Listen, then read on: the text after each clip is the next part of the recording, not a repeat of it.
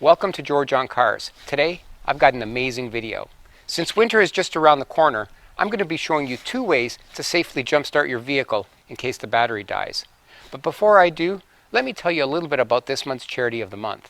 And by the way, if there's any content that you want to see on the channel, send me an email on georgeoncars@gmail.com.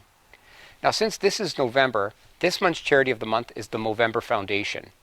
The Movember Foundation is an organization that raises awareness and funds for men's health issues, specifically prostate cancer, testicular cancer, and mental health.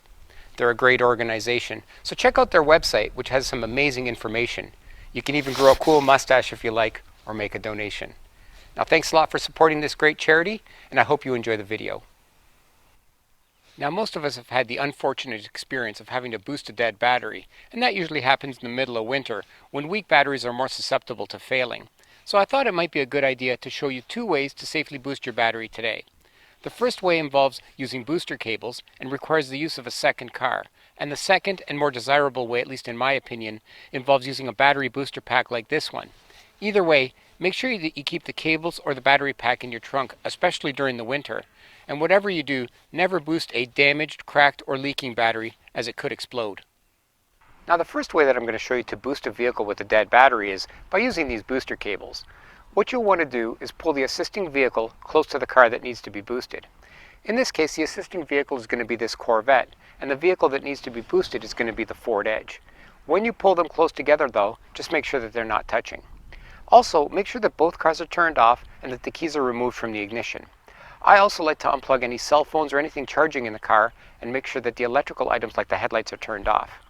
Next, pull out the booster cables that you're going to use to boost the vehicle with a dead battery. Lower gauge cables are better as they conduct and transfer electricity from the good battery more efficiently. I'll link to a few good sets in the show notes below. Also, be careful not to buy ones that are too short, nothing less than 12 feet. Alright, so let's get to boosting that dead battery. The first thing I like to do is, I like to stretch out the battery booster cables and I put a set of ends in each engine bay. When doing so, I make sure that the ends are sitting on a piece of plastic and not touching any metal or each other. Now, when attaching the cables to the battery, again, make sure that the ends don't touch each other, and also make sure that the battery terminals are clean and corrosion free. The order in which I like to attach them is, I attach the red positive lead to the dead battery's red positive terminal. I then attach the red positive lead on the good battery's red positive terminal. Third, I attach the black negative lead on the good battery's black negative terminal. And finally, I attach the black negative lead to an unpainted metal part away from the battery and fuel injection system on the vehicle that needs to be boosted. Now, some cars have a ground that you can attach it to, but what you don't want to do is don't attach it to the black battery terminal, as there is a small chance it could cause an explosion. So once your cables are hooked up, start the assisting car that has the good battery and let it run for a few minutes, and then try to start the car with the dead battery. If the car doesn't start, wait 5 minutes and try again, letting the good car charge the dead car's battery. Once the car is started, remove the cables in the reverse order and make sure again that the ends don't touch. Take the black ground cable on the dead car and remove that cable first. Next, take the black negative cable on the good battery and remove that. Third, the red positive cable on the good battery should be removed. And then finally, the red positive cable on the dead battery should be taken off.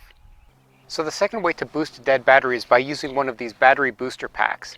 And the battery booster pack, in my opinion, is a better way to go.